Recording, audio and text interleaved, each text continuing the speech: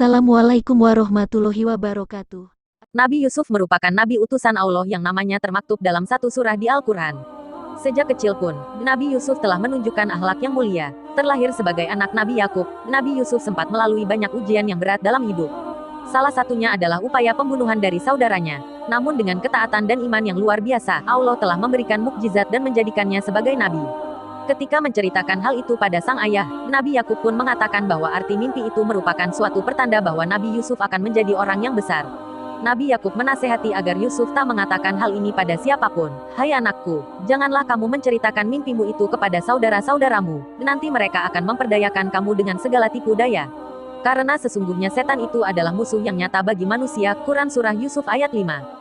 Kekhawatiran Nabi Yakub pun terbukti. Saudara-saudara Nabi Yusuf ternyata memang menaruh rasa iri dan dengki. Mereka bahkan berusaha mencari cara agar bisa melenyapkan Yusuf. Ketika berunding, sebagian besar ingin langsung membunuh Yusuf, namun Yahuza mengatakan, janganlah kamu bunuh Yusuf, tetapi lemparkan saja ke dalam sumur.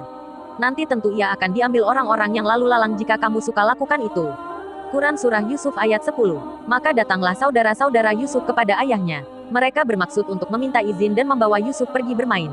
Pada awalnya, Nabi Yakub tidak mengizinkan permohonan mereka. Tak menyerah begitu saja, saudara Nabi Yusuf tetap membujuk sang ayah. Dalam surah Yusuf ayat 11-12 dijelaskan, mereka berkata, wahai ayah kami, apa sebabnya kamu tidak mempercayai kami terhadap Yusuf padahal sesungguhnya kami adalah orang-orang yang menginginkan kebaikan baginya. Biarkanlah dia pergi bersama kami besok pagi agar dia bersenang-senang dan bermain-main, sesungguhnya kami pasti menjaganya. Nabi Yakub begitu sedih melepaskan Nabi Yusuf bersama saudaranya. Sesungguhnya kepergian kamu bersama Yusuf amat menyedihkanku dan aku khawatir kalau dia dimakan serigala, sedang kamu lengah kepadanya. Mereka berkata, jika ia benar-benar dimakan serigala, sedang kami golongan yang kuat, sesungguhnya kami kalau demikian adalah orang-orang yang merugi. Akhirnya rencana licik mereka pun dimulai. Para saudaranya benar-benar membuang Yusuf ke dalam sumur. Lalu dengan tanpa rasa bersalah, mereka pulang menemui ayahnya. Di depan Nabi Yakub, mereka berpura-pura menangis dan membawa pakaian yang penuh darah sambil berdalih bahwa Yusuf telah diserang serigala. Dalam Quran Surah Yusuf ayat 14 pun dijelaskan, kemudian mereka datang kepada ayah mereka di sore hari sambil menangis. Mereka berkata, wahai ayah kami, sesungguhnya kami pergi berlomba-lomba dan kami tinggalkan Yusuf di dekat barang-barang kami, lalu dia dimakan serigala, dan kamu sekali-kali tidak akan percaya kepada kami, sekalipun kami adalah orang-orang yang benar.